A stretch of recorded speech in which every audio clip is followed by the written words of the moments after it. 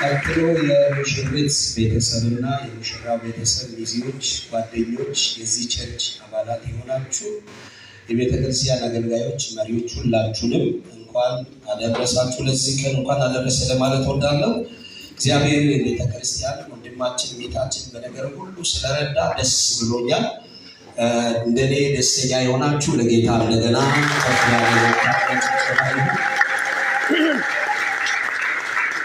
በመቀጠል ደግሞ ከኔ የሚሻሉ የቤተክርስቲያን አገልጋዮች እዚህ ያሉ እዚህ አጥቢያ አብረን ተጠምደን የምናገለግል መጋቢ ደንዚ ያለ መጋቢ ማለዚ ያለ ማሪጌች ወንጌላዊ ጆን ወንጌላዊ ምትኩ አብረን ነው እዚህ ቤት የምናገለግለው። ብዙ ልጆችን አስተምረናል። ጌታ ረድቶን ታሰግን ከደህንነት ጀምሮ ከኔ ጋር እግዚአብሔር ቃል አብሮ ነው የተማረው። ዛሬ ደግሞ ሰርጌ ከኔም ቆሜ ስለሰበኩ በጣም ደስ ብሎኛል። ጌታው እንኳን ለዚህ ቀን አበቃ ለማለት ወዳለሁ። አልገባኝም የምታጨበጭቡ ለጌታ ተወላጆችም አለበለዚያ እግዚአብሔር ስም የተባረከ ይሁን። ኢየሱስ ማነው? አጭር ጸሎት እንጸልይ። ልዑል አምላካችን እግዚአብሔር ሆይ ሁሉን ያዘጋጀ እግዚአብሔር ነው ተብሎ እንደተጻፈ ለዚህ ቀን ሙሽሪትና ሙሽራውን እግዚአብሔር አምላክ ሆይ ቤተሰቦቻቸውን ሚዜዎችን የታደሙን እኛን ሁላችን ለዚህ እግዚአብሔር ለከበረ ነገር እግዚአብሔር አምላክ ሆይ ደግሞ ቦታ ላይ እንድንገኝ ስላደረክልን የሰራው ታላቅ ስራ ያንተ ስለሆነ በዚህ ደስ ብሎናልና እናመሰግናለን።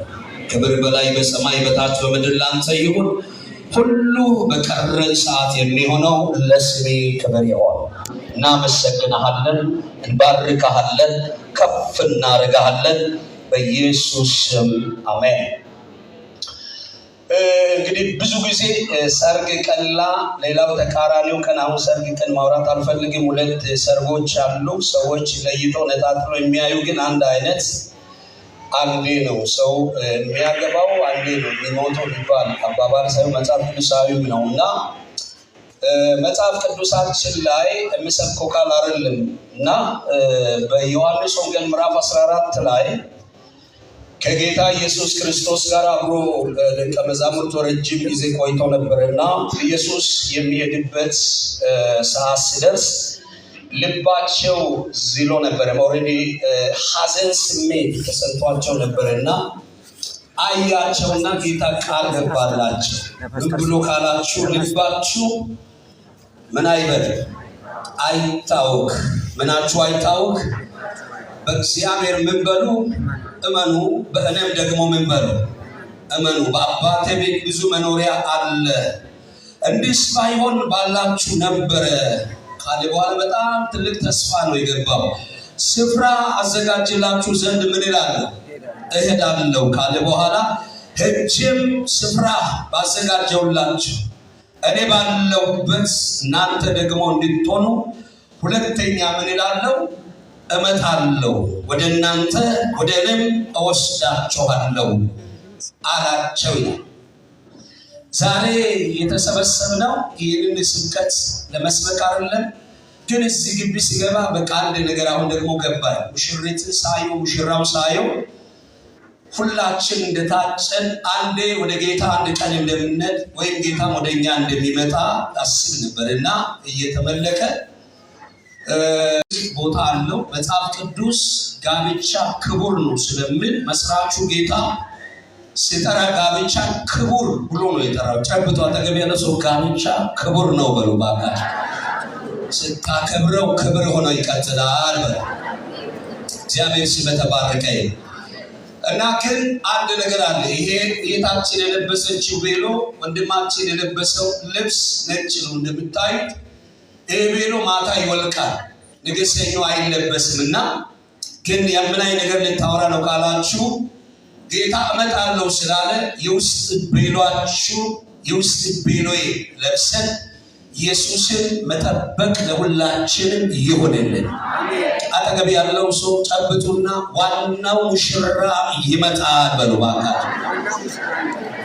ቃል ገብቶልሃል በሉስ እመጣለሁ ብለዋል መጥቶ ይወስድሃል ስለዚህ ሙሽሪት እያየህ በሉ ባካችሁ ደስ ነጭ ሆነ ጠብቅ በሉ ባካችሁ በንጽህና ጠብቅ ኢየሱስ ይመጣል በሉስ ጉባኤው በደንብ ጮህና ሙሽራው ኢየሱስ ይመጣል በሉስ ድገሙ ሊወስደኝ ይመጣል በሉስ ተዘጋጅቼ እጠብቀዋለሁ በሉስ አጨብጭቡ ለጌታ ስለዚህ ሰበር ዜና ነው ሙሽራው ኢየሱስ ወደኛ ምን ይላል ይመጣል በዚህ መካከል ጌታ ኢየሱስ ክርስቶስ የማታውቁ ካላችሁ ያለ ኢየሱስ ክርስቶስ የእግዚአብሔር መንግስት መውረስ ስለማይቻል ያለ ኢየሱስ መንገድም ሕይወትም ስለሆነ ያለ ኢየሱስ መንገድ ስለሌለ መንግስተ ሰማያት የሚያስወርስ በር ላይ ሲደርሱ መግቢያው ኢየሱስ ስለሆነ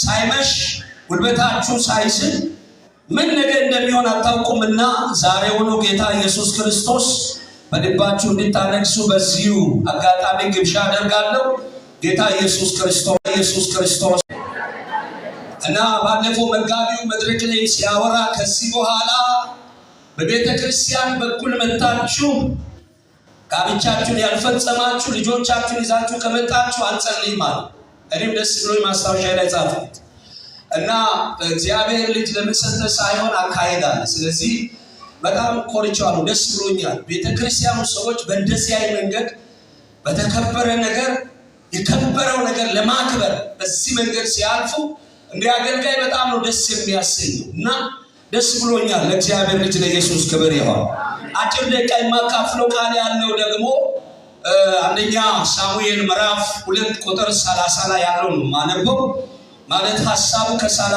27 ጀምሮ ነው መቀጠለው ለሰዓት ለመጠቀም ያህል ቁጥር 30 ነው ማነበው ከነጋ መጽሐፍ ቅዱስ ሞባይል ያዛችሁ አውጡና አንደኛ ሳሙኤል መጽሐፍ ምዕራፍ 2 ቁጥር 30 እናወጣለን እግዚአብሔር ስም የተባረከ ይሁን በዚህ ቁጥር 30 ላይ ይላል ስለዚህ የእስራኤል አምላክ እግዚአብሔር እንዲህ ይላል ቤትና የአባቴን ቤት በፊቴ ለዘላለም ያገለግሉኝ ዘንድ ተስፋ ሰጥቼ ነበረ አሁን ግን እግዚአብሔር እንዲህ ይላል ይህ ከእንግዲህ አላደርገውም የሚያከብረኝ አከብራለሁ የሚንቁኝም ፈጽሞ ይናቃሉ ይላል በዚህ በአንደኛ ሳሙኤል መጽሐፍ ምዕራፍ 2 ቁጥር 27 ጀምሮ ያለው ሰፊ ሐሳብ ነው የሚያወራው እኔ ካለው ሰዓት አንፃር አጭር ነገር ነው የምናገረውና ይሄ ክፍል ስለምንድን ነው የሚናገረው ካላችሁ በኤሊ ቤተሰብና በኤሊ ሕይወት ላይ ቀጥሎ የሚሆነው ነገር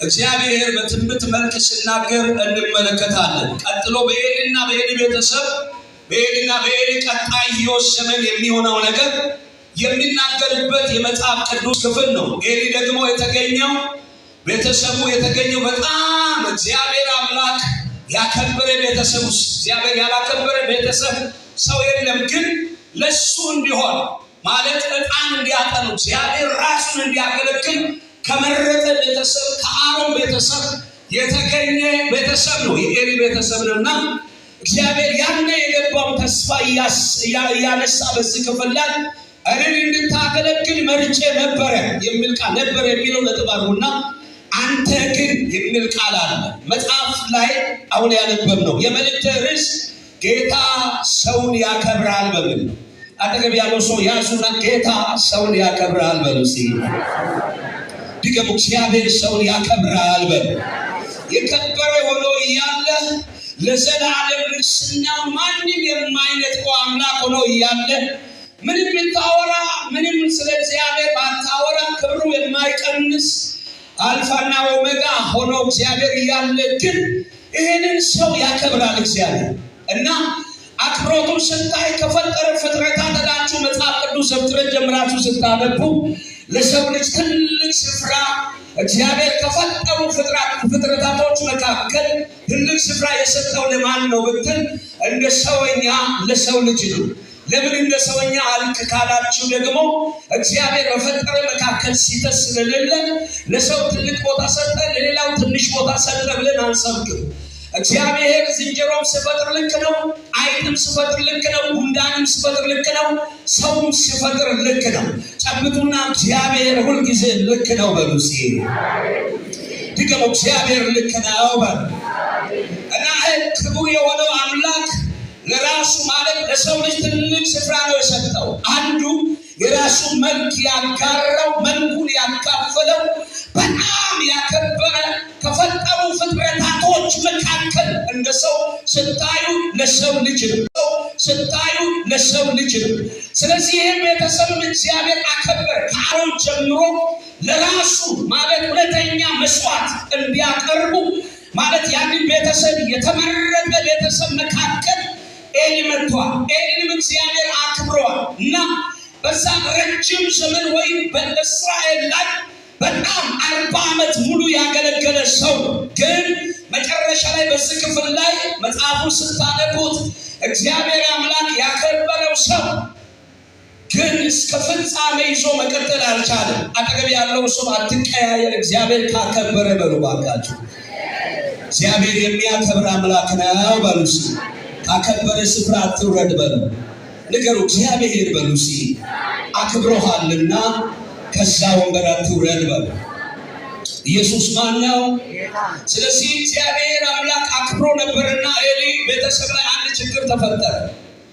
ባካችሁ ያከበራችሁትን እግዚአብሔር ለሰኞ ለማክሰኞ ለሆነ 2017 ለሆነ ወር ለሆነ ሳምንት ሳይሆን እስከ መጨረሻ ማክበር እንድንችል ጸጋው ለሁላችን ይብዛል። አሜን አሜን። ኢየሱስ ማን ነው? አጠገብ ያለው ሰው በሉ እግዚአብሔር አክብሮሃል አትውረድ በሉ ባካችሁ። ከዚህ ክብር አትጉለል አለ። ግን እግዚአብሔር መጣና እንዲህ አለ፣ ንቀኸኛልና ተንቀሃል።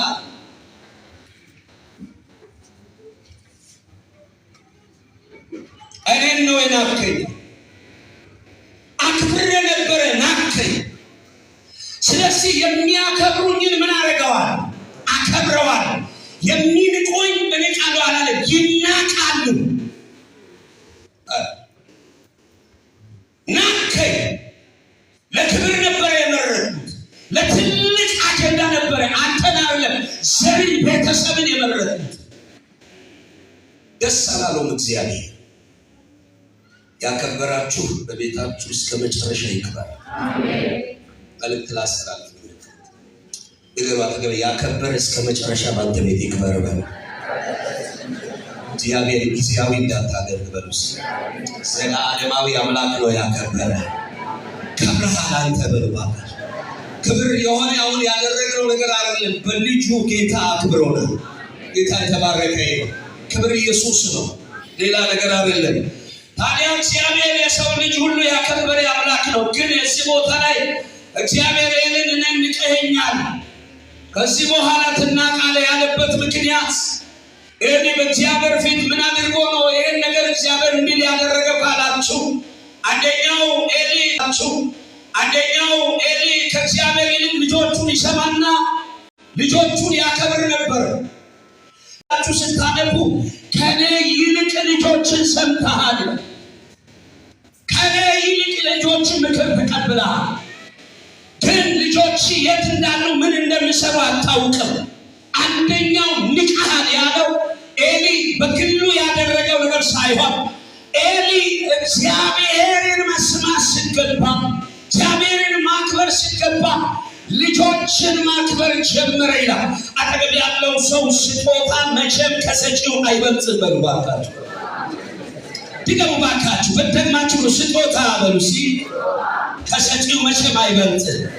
አታችሁ ከሆነ መጽሐፍ ቅዱስ ስታጠኑ ብዙ መጽሐፍ ቅዱስ ላይ የወደቁ ሰዎች ጥማቱ ጊዜ አይደለም የወደቁት፣ ረሃቡ ጊዜ አይደለም የወደቁት፣ ማጣቱ ጊዜ አይደለም የወደቁት፣ በጣም ወዳጃቸው በነበሩበት ዘመን አይደለም የወደቁት፣ ማንም የማይጠይቀው ዘመን አይደለም ብዙዎች የወደቁት። እግዚአብሔር ከሰጠ በኋላ፣ እግዚአብሔር ካከበረ በኋላ፣ በእግዚአብሔር ከከበሩ በኋላ፣ ከሕዝብ ጋር ካስተዋወቀ በኋላ፣ አገር ከሰጠ በኋላ፣ ትውልድ ከሰጠ በኋላ፣ ገንዘብ ከሰጠ በኋላ፣ ልጆች ከሰጠ በኋላ ማንም የማያውቀው የሆነ ዓለም ውስጥ የነበረው ሰውየው አክሊል አጎናጽፎ ከፍ ካደረገ በኋላ ብዙ ሰዎች ሲወድቁ ታያላችሁ። አጠገብ ያለው ሰው ያዙና አንድ ጸሎት ጸልዩ። አልተወጣም ስለዚህ አንተ የላከው እኔን ነው። በነገራችሁ ላይ ሰው የማይሆን ነገር ሲያደርግ አንድ ኃላፊነት ቦታ ላይ የተቀመጠ ሰው እያየ ዝም የሚል ከሆነ ተባባሪ ተባብሯል። ከዛ ሰው ተስማምቶታል ወይ በጓሮ ወይ በፊት ሰው በማያዩ እግዚአብሔር አሁንም ይሄ ጋር አለ ብትነግረው ኃላፊነትን በትክክል ምን አላልክም አልተወጣም አልተመለሱም። ያከበረን ይክበር። አሜን አላላችሁ? አሜን። ዛሬ የሆነ እንጀራ ይሰጣል የሚል ስብከት የለም። ለጋ እግዚአብሔር ጋር ነው። እግዚአብሔር ሁሉም ይሰጣል። አሁን በእኛ ዘመን በጣም እንደቆሞ የሚሰጡ ወንድሞቼ በቃ ዛሬ ይላል ወዳጄ ዛሬ ተብሎ ዛሬ ቢሆን የለም። ድንች እንኳን ጥደህ 30 ደቂቃ ተጠብቃል። በቀላሉ ዝም ብሎ በስሩ አይበል። ብዙ ነገር በዚህ ዘመን ለብቻ ነገር ላይ ነው ትኩረት የሚሰጥ። አጠገብ ያለው ሰው ተረጋጋ፣ ያንተ የትም አይሄድም ያንተ ስለሆነ በሉ። አላላችሁም? ተረጋጋ ይብሰል በሉ። ባካችሁ ያንተ ነው የትም አይሄድም በሉ። እግዚአብሔር ስም የተባረከ ይሁን። አንደኛ ሳሙኤል ምዕራፍ 3:13 ማንበብ ትችላላችሁ። መከልካቸው እንጂ አልከለከልካቸው ማለት ነው። አልከለከልካቸው አለው በቃ አውርቻ ያለው ለማለት ያህል ነው ያደረከው እንጂ አልከለከልካቸው። በዚህ እኔ ደስ አልተሰኘው። አሁንም እኔን ንቀኸኛል። የተወደዳችሁ መስሪያ ቤት ላይ ኃላፊነት ያላችሁ ተጠያቂ ናችሁ። ቸርች ላይ እግዚአብሔር ያንዳንዱ ወንበር የሰጣችሁ መጋቢ፣ አስተማሪ እንደኔ ሌሎችም ሁላችሁ ፋየር ላይ ያላችሁ የትኛውም ሁሉ እግዚአብሔር የሰጠ ስፍራ ላይ ኃላፊነትን የማትወጡ ከሆነ ያ ያጠፋው ሰው ብቻ አይደለም የሚጠየቀው፣ አንተም ትጠየቃለህ። መጽሐፍ ቅዱስ ሲናገር የበላችው ሔዋን የተጠየቀው አዳም በልታ ያበላችው ሔዋን ነች። ግን እግዚአብሔር መጥቶ አዳም ስለፈራ ለምን ፈራ ነግሬህ አልነበረም አለ። ምክንያት አመጣ። ብዙ ሰው ያላቅቃል። ጨብጡና ክርስትና በሉ ባካችሁ። የግል ነው ተቀበል በሉ ባካችሁ። ከሰው ላይ ውረድና ለራስህ ኑር በሉ። ለራስህ ኑር። በቃ እኔን ታውቃለህ እንዴ? ምን እኔን ታውቃለህ? እኔን ማለት ጀመረ። አንተ ማን ነህ? እኔ አይደለሁም እሷ ነች። አጠገብ ያሉ ሰው ያዙና እጅን ወደ ራስ ያዙር በሉ ባካችሁ። እግዚአብሔር ምንም አላለም። ሁለቱም ነው ያነስ። አሁን እንዲህ ነው ብዙ ነገር። ተመለሱ። ያከበራችሁ በዚህ አይከብር። እዚህ ያልተከበረ ሰው የለም። ሰይጣን ብዙ ጊዜ የተቀበላችሁ ነገር ያሳያል። ያሌለ ነገር ነው የሚያሳየው። ለክብር የተጠራ ቤተሰብ ምን እንደታለ ያወራው ነው ያለው። ስለዚህ በዚህ ምን አላልኩም አልከበርኩም አለ እግዚአብሔር። ሶስተኛው እግዚአብሔር የሰጠውትን አገልግሎት ስታገለግል ለኔ ብቻ ሳይሆን ለሕዝብ ምሳሌ ሆነ። በተባልኩ ስፍራ ሕዝብ ሕይወትን አበላሽተሃልና ትጠየቃለህ። በዚህ ሁሉ ዕለት ስለናንከኝ ነው ልካል። የኤሊ ልጆች አልጋ ቤት ሄደዋል። ቸርች ውስጥ ይዘሙቱ ነበር ይላል። ደጃፍ ላይ ይተኙ ነበር። ብዙ ሰው እንደዚህ አይነት ነገር ለማውራት ይፈራል። ሰው ሲዘሙት ሸማ ይዘው ዝሙት ሲወራ ግን ሸም ይዛል። አጠገብ ያለው ሰው ያዙና የጠራ ቅዱስ ነው ተቀደስ በሉ ባካችሁ። ቆፍጠን በሉ ያዙና የጠራ እግዚአብሔር በሉ ቅዱስ ነውና ተቀደስ በሉ። ምን አይነት ልጆች ነው የሚለው? የኤሊ ልጆችና ምናምን ተነበሩ ይላል። እስኪ ቀኛችሁን አንሱና ጌታ ሆይ በሉ ባካችሁ የሰጠኝ ፍሬዎች በሉ። ለእቅዴ ለዓላማ ለፕሮግራሜ በሉ ባካችሁ ማሳደግ እንዲችል በሉ። ጸጋን አብዛልኝ በሉ። ድገሙ ባካችሁ። እግዚአብሔር ሆይ በሉ ባካችሁ እንደ ኤሊ ልጆች በሉ። ልጆቼ እንዳይሆኑ በሉ። እርዳኝ በሉ። እግዚአብሔር ይርዳን። አሜን። እናቶች አባቶች ያላችሁ ለጌታ ክብር ስጡ። ይረዳኛል ብላችሁ አራተኛው ለምን አከኛለ ሰማ እንጂ አልታዘዝከኝም። ልክ እንደ ሳኦል ፈጽመ አጥፋ እሺ ብሎ ሲሄድ የሰባው ሳይው ልቡ ደነገጠ። ይሄ ጓዳ ባገባ እኮ ነገ ቢሸጠው ጓዳዬን ይሸፍናል፣ ክፍተቴን ይሞላል። አይታችኋል? እኛ ዘመን ላይ ከላይ አካውንት ጽፈው ከስር ላይ ጸልይ ይላሉ።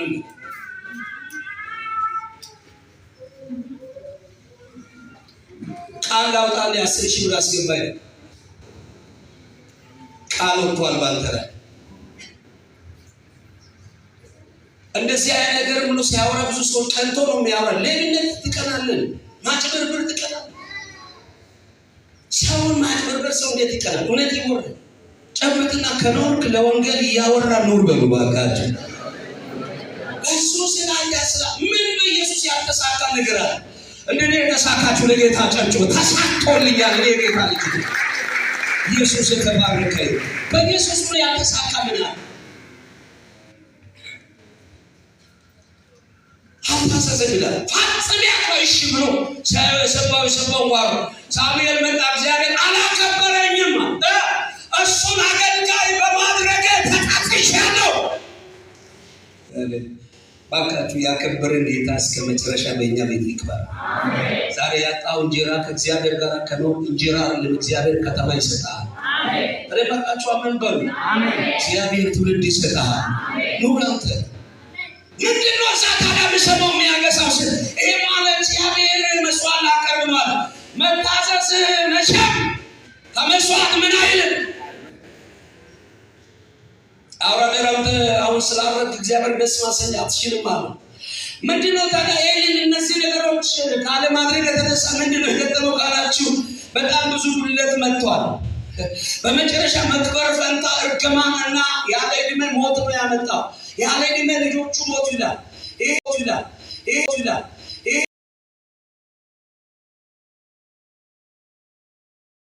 ታጫጭ እነዚህ ድርጊቶች ባለመወጣቱ ምክንያት በሕይወቱ ምን አጣ? ሁለተኛ የእግዚአብሔር ክብር ተወሰደ። እግዚአብሔር ክብር ሲወሰድ ታያለ። ፍልስጤም መጥቶ ታቦቱን ሲማርክ ታያለ። እስራኤል ሲሸነፍ ታያለ።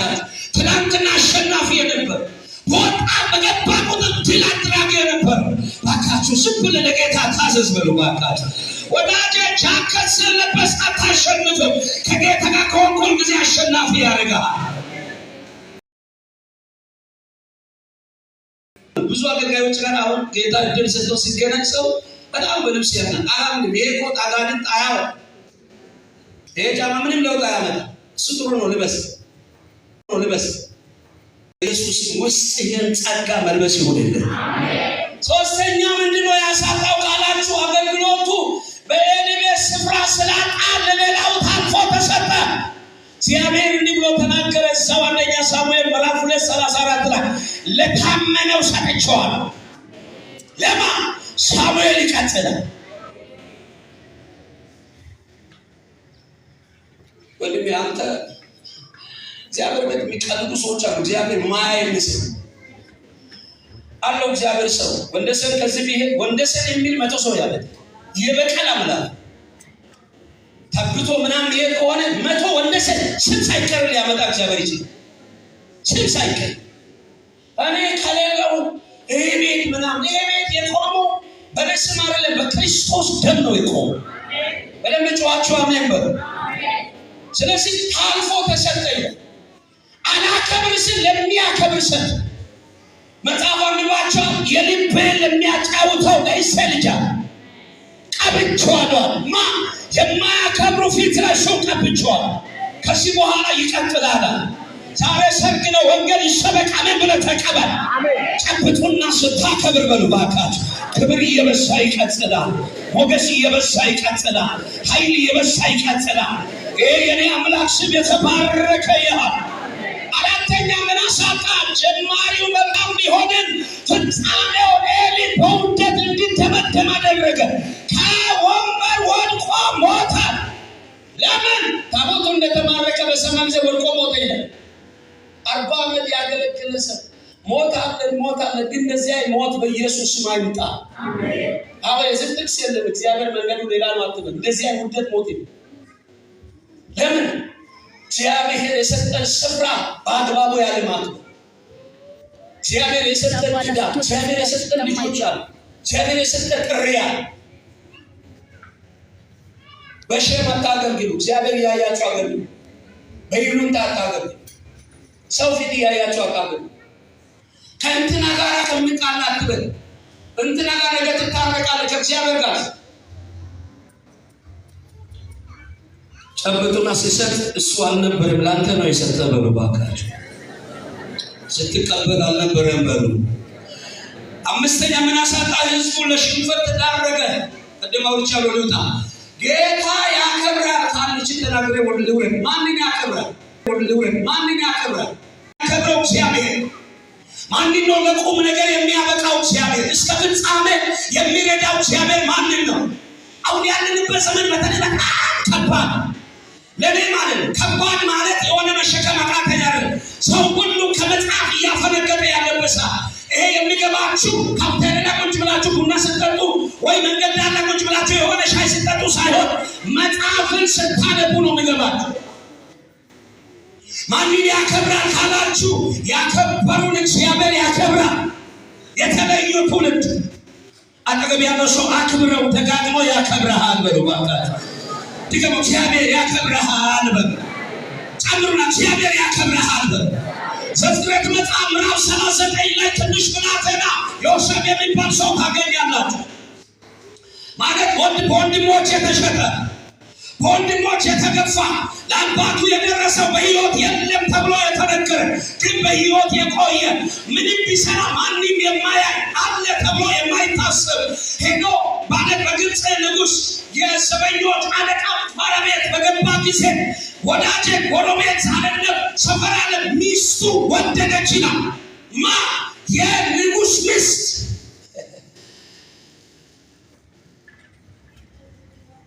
ባልዮም የለም፣ ሰፈሩ ላይ ማንም ሰው የለም፣ ቤቱ ላይ ማንም ሰው የለም። ወደድኩ ዮሲ የበቃቀናት የሲበዛ ቀርጥል ወጣቶች ዘመናችሁ አይበላ። ኧረ ምን ብለህ ተቀበል። ጨብጥና አይበላ በሉ ባካል። ያላገባችሁ በጋብቻችሁ በእጮኝነታችሁ መንገድ እግዚአብሔርን ቀድሱ። ያገባነው እኛ በጋብቻችን እግዚአብሔር እናክብር። ሲያቀሉ ሰዎች ሲቀሉ አይተነው ያ ሁሉ ሳይቀር ሌላውንም እንዲህ ይላል ተው ተማር እንጂ ምን ነው አለ ወድጄ አለዋል። ማንን? አንተን። ምን ለምን? አብረን እንጋደል። የመለሰው መልስ አምሩ ይሄንን ስለው በእግዚአብሔር ፊት አላደርግም። በማንሽ ፊት እዚህ ቤት ለኔ ያልተሰጠ ምንም ነገር የለም።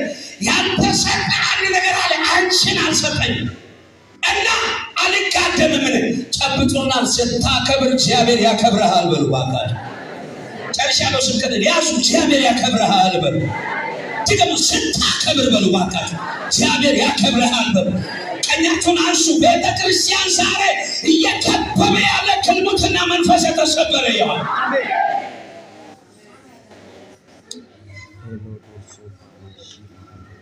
ከሳት ዘምቶ ማጣይ መጥቶ ይዘላል።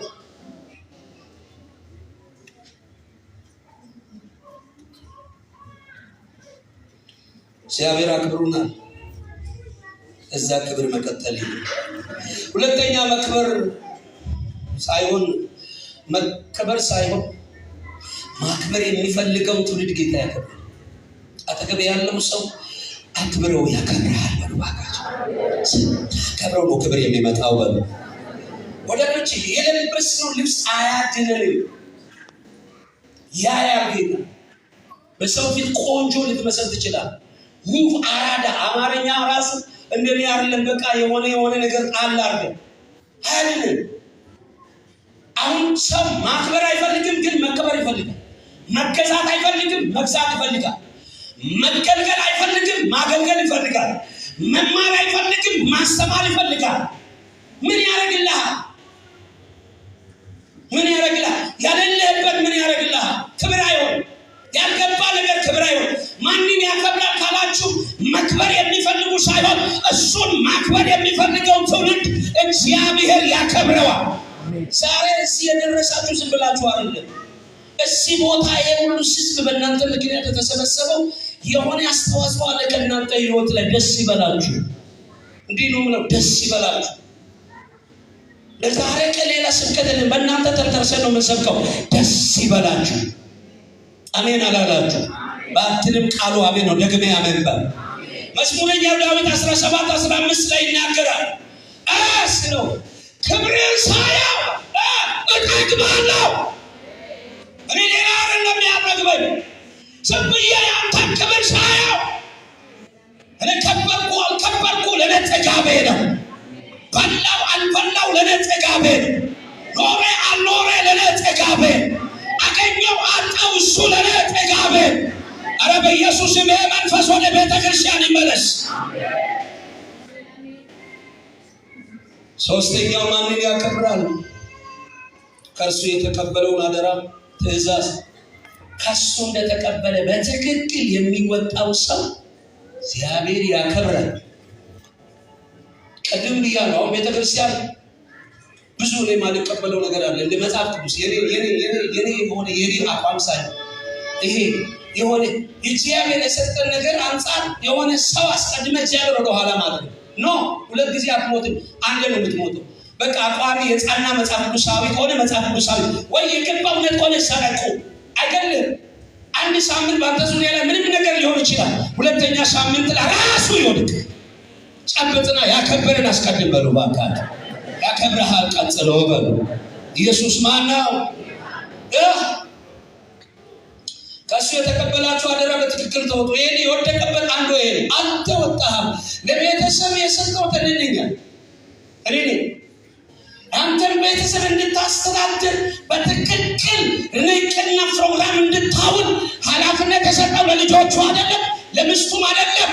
ግን አንተ አልተወጣህም። ይሄ ማለት ባልና ሚስት ውስጥ የሆነ የስልጣን ደረጃ አለ እያልኩ አይደል።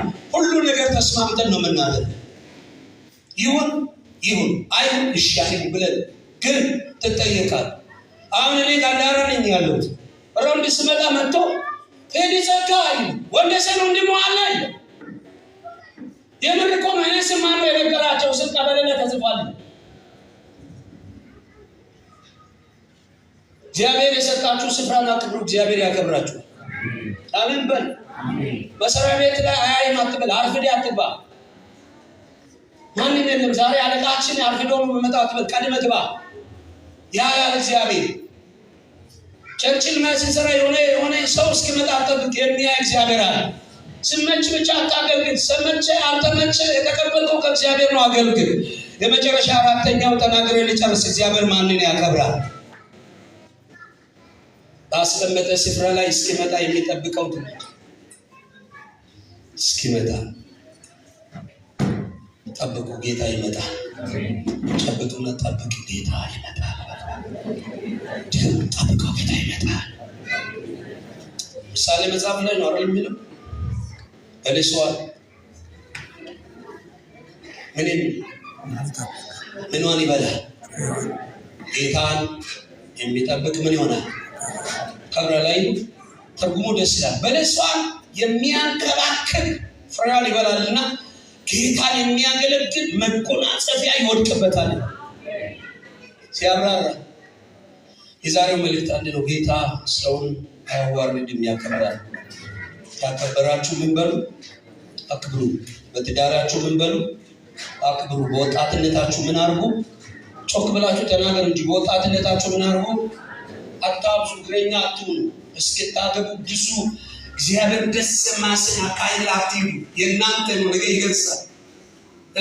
አርባ ምንጭ ከተማ ላይ አንድ ወጣት አንድ አገልጋይ ነው። አንዲት ይጠየቃት እና ቤተክርስቲያን ውስጥ ትምህርት ተጀመረ። ወርድ ያለቀ እና እሷ በጣም መስናናት ትፈልጋለች። ልጁ ደግሞ ነገ በጣም እንስናናለን፣ ዛሬ ጌታ ይክበር ነው እዛ ከሷ ተለይቶ ሲል ሌላው ማርዬ ሰብልዬ ምናምን በየ አንቺን እኮ ፈጣሪ አዳር ፈጠረሽ ይላል። አንድ እሷ ሰፈር ላይ ቁጭ ብሎ የሚጨምርሽ ድንጋይ ትክክለኛ ታሪክ ነው ማውራት። ሰፈራችን ላይ ቃሚ ያለ ሁሉ ጊዜ ያወራል። እንዳንቺ እኮ በኢትዮጵያ ላይ የተፈጠረ ውብ ሰው የለም ምናምን። እዚህ ስመጣ ደግሞ ውብ ነሽ ማይል ምን አይል ነገ ያንቺ ነኝ አንቺ የሌለሽ ክዳን እስክናደርግ እንጠብቅ ይላል። ከዚህ ሰው ይልቅ ያ ቃል ወረሳ። እዚህ ተብራ ጨርሳ የመጨረሻ ምርመራ ሲካሄድ ሌላ ችግር ተፈጠረ። ሲፈተሽ ከዛ ቃል ነው የተፈጠረው። ጠብቁ። ሰውየው አቆላምጦ ባይጠራ ጌታ ካለ ጌታ ያስተካክላል። መልእክት አለኝ። ወጣቶች እዚህ ያላችሁ የተወደዳችሁ ኢየሱስ በዘመናችሁ ላይ ይክበር። ይህን ዘመን ማሸነፍ ይሆንላችሁ። ቀኞቻችሁ ከፍ አድርጉና ጸልዩ። ይውረድ ኢየሱስ ያድናል። ጉባኤው ከኔ ጋር አንድ አዋጅ ያውጅ። ጌታ በሉ ባካችሁ። ሰውን ያከብራል በሉ። ከትቢያ ያነሳል። ጮክ ብላ ከውድቀት ያነሳል። ጮክ ብላ ጌታ በሉ ባካችሁ አክብሮኛል። ስለዚህ በሉ ባካችሁ በሕይወቴ ላይ በቀረኝ ዘመን ላይ በገባው በወጣው ቦታ ሁሉ ላይ ያከበረኝን አከብረዋለሁ። ድገሙ። ያከበረኝን አከብረዋለሁ። ጌታ ኢየሱስ በሉ ባካችሁ አክብረኸኛልና በሉ እስኪ ፍጻሜ ድረስ በሉ እስኪ አከብረሃለሁ አንተ አከብረሃለሁ አንተ በኑሮዬ በሉ ባካችሁ በመንገዴ ሁሉ በሉ እስኪ አንተን አከብረሃለሁ። የጸጋ በእናንተም በእኔም ላይ ይብዛ። ከፍ ያለ እልልታና ጭብጨባ ለእግዚአብሔር ልጅ ለኢየሱስ